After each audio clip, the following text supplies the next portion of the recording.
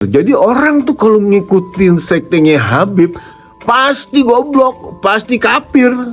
Dan kalau misalnya orang ngikutin, Assalamualaikum warahmatullahi wabarakatuh. Habib atau Ba'alawi ya, sekte terkejam, terbrutal, dan tergoblok yang pernah ada di Indonesia.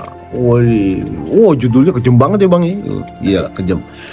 Jadi gini, kalau kita ngomongin masalah sekte-sekte yang ada di Indonesia tuh, gue ngomongin masalah sekte-sekte ini agama gue sendiri ya. Kita tuh nggak lepas dari sekte yang paling parah, yaitu sekte Lia Eden dan sekte Ahmadiyah gitu. Kenapa sekte Ahmadiyah itu sesat? Wassalam, Rasulullahnya itu tuh bukan Muhammad bin Abdullah, jadi Mirza Ghulam Ahmad, intinya kayak gitu ya. Dan itu bahaya nggak bagi Indonesia? Yang enggak lah, nggak terlalu bahaya lah. Kenapa? Karena orang Indonesia tuh kalau Rasulnya itu bukan Rasulullah tuh nggak bakalan nggak bakalan ngikutin lah, nggak bakalan banyak pengikutnya, nggak bakalan banyak pendukungnya. Dan yang kedua itu Lia Eden nih, atau Lia Edan gitu. Jadi dulu ada namanya Ibu Suryati Gustaman nih, kalau nggak salah itu namanya tuh. Dia bilang bahwa dia itu adalah titisannya Bunda Maria dan anaknya dia adalah Yesus, ruhnya gitu. Dan dia itu tuh menyatukan antara ajaran Yahudi, Kristen, dan Islam.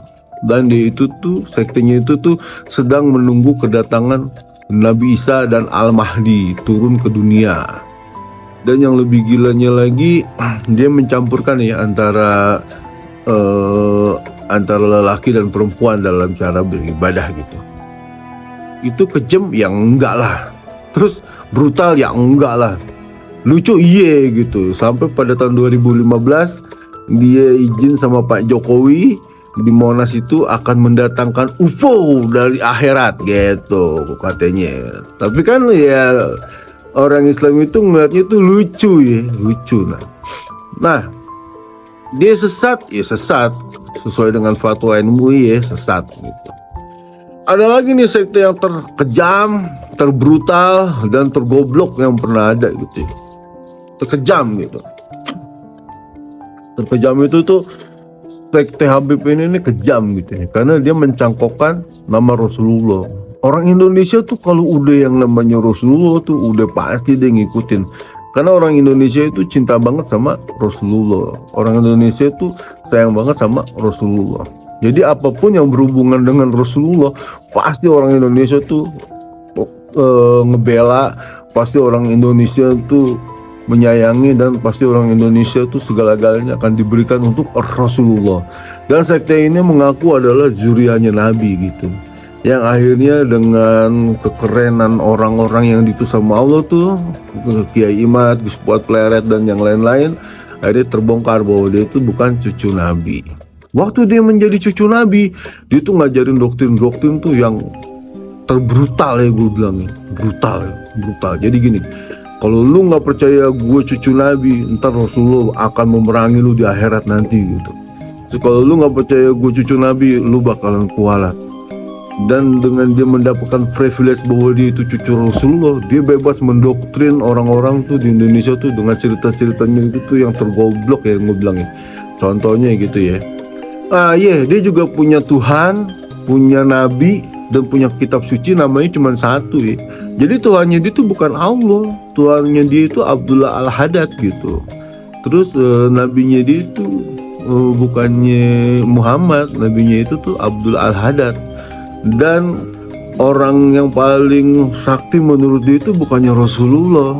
Orang yang paling sakti menurut dia itu adalah Faqih Muqaddam gitu. Karena Faqih Muqaddam itu lebih sering berkomunikasi dengan Jibril dan bisa bolak-balik ke akhirat 70 kali gitu. Dan doktrin-doktrinnya dia tuh gila-gila. Pokoknya klien-kliennya dia tuh bisa baca Al-Quran di atas kursi emas tuh di dalam kubur. Bisa bangun, mampir sebentar, ngeliat, terus masuk lagi ke dalam kuburannya ya, apalah segala macam. Bisa ngasih syafaat dengan cara ngasih kertas kecil doang tuh ke belakang tali pocong Maman Kacang gitu. Pokoknya gila-gila semua deh. Nah, iya, gue bilang tuh doktrinnya tuh halu.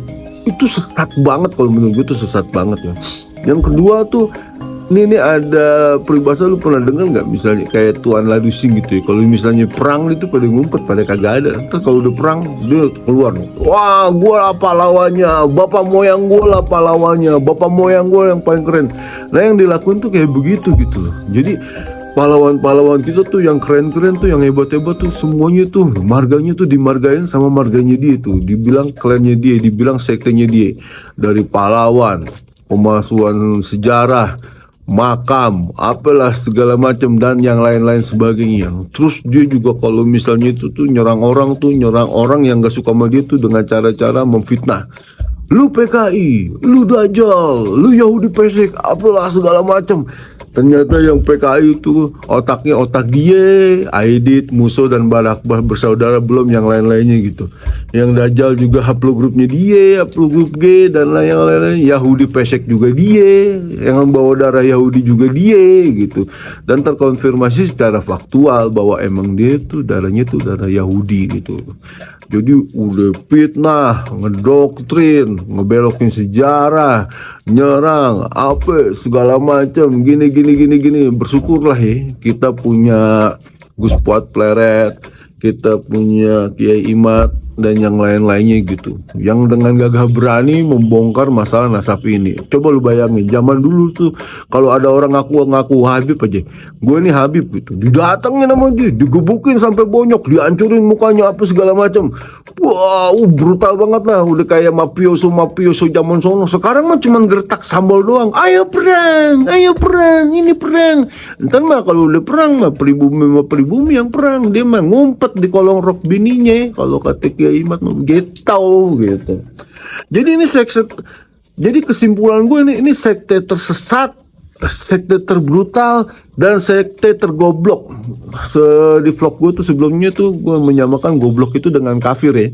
Goblok itu kan bahasa Inggris sih, yang dipakai sama orang-orang Indonesia. Go, ayo, blok ya, nutup gitu. Ayo kita menutup diri gitu. Ayo kita menutup diri dari kebenaran. Makanya dinamain goblok gitu loh. Goblok itu sama dengan kafir. Jadi orang tuh kalau ngikutin sektenya Habib pasti goblok, pasti kafir. Dan kalau misalnya orang ngikutin sektenya Habib, kan dia ngomong begini, lu kalau nggak percaya sama gue, lu mati kafir. Lu mati kafir. Padahal kalau misalnya kita hidup terus mati masih percaya sama dia, kebenaran udah ada sekarang terang-terangnya, lebih terang daripada matahari. Kita kalau ngikutin dia tuh ntar matinya mati kafir, mati konyol gitu loh. Ntar pas di alam sana ditanya sama malaikat, siapa Tuhanmu? Abdullah Al-Haddad, jeger digebuk. Siapa nabimu? Abdullah Al-Haddad, jeger dimampusin. Apa kitabmu? Abdul Al-Haddad, jeger, mampus kita masuk di dalam kerak neraka, kumpul sama dia tuh Kang bohong gitu loh. Masa iya ada surga ditempatin sama tukang bohong, penipu umat apa segala macam. Tuh kata Gusmus dia, Gusmus itu spesifikasi kiai itu adalah manusia yang berilmu, yang memandang umat itu dengan tatapan kasih sayang gitu. Sekarang kalau ada orang berilmu memandang umat itu buat dimakan, buat dikerjain, buat itu apa segala macam, itulah Dajjal, itulah ulama su. Sekarang ada orang, ada kiai memandang umat dengan mata kasih sayang gitu, bahwa ini ada penipuan, dia kiai itu dihajar, disikat, namanya dijelekin, terus karakternya dibunuh apa segala macam, terus kita diem aja gitu. Kita sebagai umat ini nggak tahu terima kasih, nggak tahu diri gitu. Nah ini apa yang gue lakuin ini, gue sebagai simbol bahwa umat itu harus berterima kasih kepada kiai-kiai yang telah sayang sama kita, yang telah ngasih tahu nih loh bahwa sekte Habib itu tuh bukan juriannya Nabi. Dia kalau juriannya Nabi, jangankan jalur keturunannya Ali, Nabi Ibrahim aja bukan gitu, karena jauh. Karena kakek moyang bersamanya itu di atas 40.000 tahun, itu kata dokter Sugeng, dan yang lain apa segala macam. Harusnya tuh kita support nih kiai-kiai ini yang ngelihat umat itu dengan mata kasih sayang gitu. Kata Gusmos, keren. Dan kita juga harus ngikutin Kiai Gus Yahya Holil Stakuf ya, bahwa Kalau orang goblok itu ujung-ujungnya harusnya itu husnuuzon sama Habib, bahwa Habib itu jurian Nabi. Jadi gini, siapa yang husnuuzon sama Habib itu jurian Nabi, ya dia itu goblok. Goblok itu sama dengan kafir, ketutup. Jadi kalau goblok sama dengan kafir sama dengan neraka. Ya, lu mau masuk neraka. Gue terus-terusan menggaungkan kayak begini, biar apa ya? Biar kita tuh geli sama yang namanya itu sekte Habib. Jangan sampai kita ngikutin lagi gitu loh. Sekarang Pak Kiai sampai saking sayangnya tuh sama umatnya tuh, dia bikin namanya gamelan solawat untuk mengcounter tuh yang namanya tuh sihir-sihir. Sekarang nih Habib-Habib ini turun ke akar rumput nih, main gendang apa segala macam, nyebarin sihirnya dengan atas nama solawat gini untuk mematikan daya kreativitas, kan udah pernah dibahas ya. Jadi lewat frekuensi itu tuh dia sekarang ke akar rumput. Nah sekarang kita mengcounter dengan cara apa ya? Kita balik lagi ke kakek moyang kita balik lagi ke si Abdul Qadir Al-Jilani, kita balik lagi ke Sunan Kalijaga. Yaudah gitu ya dari gue ya Bang Jani. Assalamualaikum warahmatullahi wabarakatuh.